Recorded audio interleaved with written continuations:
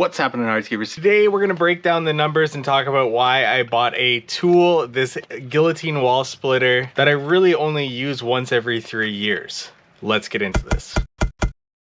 This guillotine wall splitter is a perfect tool for getting the perfect split on these rock face wall units. It's a very simple system to use. Just lift up the guillotine, put your block in place, tighten the guillotine to the surface of the wall block, and then pull a lever to be able to split that wall block to give it a rock face.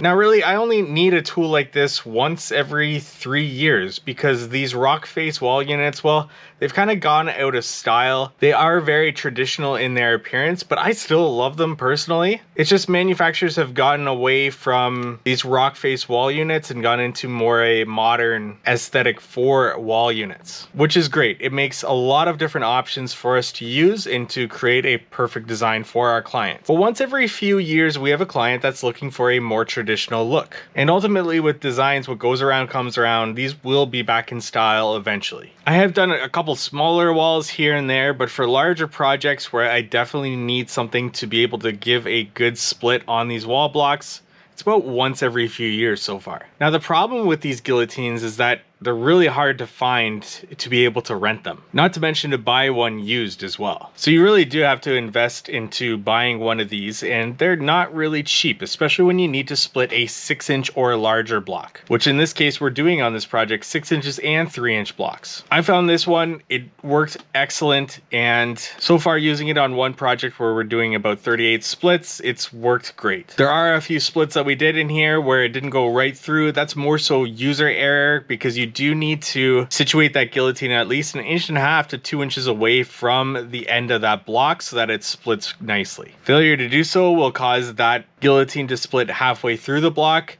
and that's an easy fix. Just put it back in the guillotine and try again. Or at that point, use your 4-inch cold chisel to be able to chisel that off to give it a nice finish. Now on this specific project, I decided to buy one of these. It cost about $1,500, and I'm going to break down the cost analysis of actually buying this and when I'm actually going to make my money back on something like this, especially if we only do a project every few years using these blocks. So you can see on this project, we have 1, 2, 3, 4, 5, 6 on the steps, 7, 8, 9, 10 on the seat wall end there, and then about 1 every other step going up here, as well as other ones along the walls. In total, we have about 38 wall block splits that we need to do here. Now, you don't need to use a guillotine to do this. In the past, I've used a 3-pound hammer with a 4-inch cold chisel, and it worked fairly well. You do get a little bit more of a bulge in the middle of the rock face, depending on how well you are using this method. But essentially, you just work your way around that wall block, increasing the pressure with each hit as you score it initially, and then chisel your way all the way around it, and eventually that wall block will split off. Now, as you can see here doing this took us about 2.5 minutes to complete one wall unit. You do have to factor in carrying over the block to where you're going to be chiseling it, but you can also say the same thing for guillotining too, so I'm not going to include that time. Now, I do also need to deduct the amount of time it's going to take me to actually guillotine each unit, but that takes very quick. It's like 30 seconds that I can have it set up and actually split it. So I'm just going to call that negligible, just because that wall block that I showed that I split, that was very lucky in how short it actually took me to split that. Usually I'm like 3.5 minutes per block to actually split it. So if I do my math at 38 units that we need to split at 2.5 minutes per block, it's going to equal about 1.58 hours. But in doing so, especially manually like this, we do have to add some sort of fatigue factor because eventually this will take me longer and longer as we progress through these units. Perhaps it'll take me about 2.5 hours. And at 2.5 hours of my time as the owner operator and the overhead that we need to recover during those 2.5 hours, we're somewhere around $300 for that. And if you have a question about overhead recovery and how you go about calculating that and how much time to allocate to that, well, we have a system for you. It's called the How to Hardscape Headquarters software. It'll help you budget, estimate job costs, and lots of other features, including scheduling, time tracking, and so on.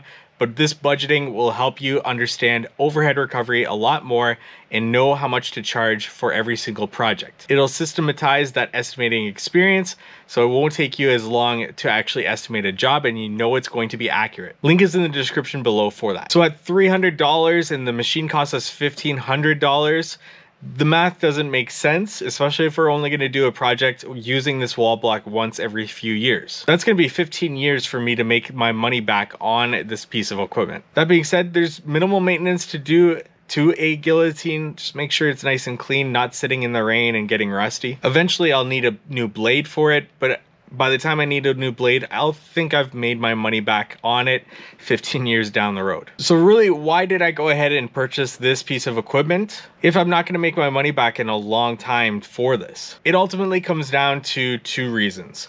One, you can't rent it anywhere, so it's not something that it's going to be handy anytime I need it, especially the 6-inch units that you're able to do more than 6 inches in one split. But two, it also provides a much better quality split compared to using a 4-inch chisel and working your way around it. Takes less time to be able to split that, as well as it gives a much higher quality product for our clients in the end. So sometimes there's no math involved in purchasing a piece of equipment or a tool. Sometimes it's just about the quality that you're able to give your client in the long run. All this to say, in hardscaping, there's so many specialty tools and pieces of equipment that you need or can get by without. It just doesn't make you as efficient, or perhaps the end product is just not as good as it could be. This is just one of those. You could also reference the paver roller for installing polymeric sand. Another specialty item that is used for one thing and one thing only and costs a lot of money. So it costs a lot to get your hardscaping business going with all of these different specialty items that you do need. And that's why having a budget to work off of is so important, to make sure that you are recovering those costs with every project estimate that is going out the door, as well as planning for growth. As you may be wanting to purchase a new piece of equipment or tool,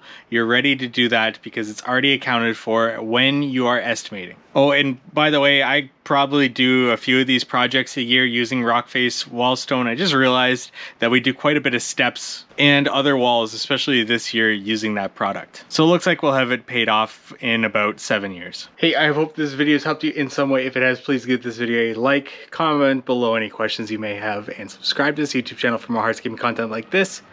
Thank you so much for watching.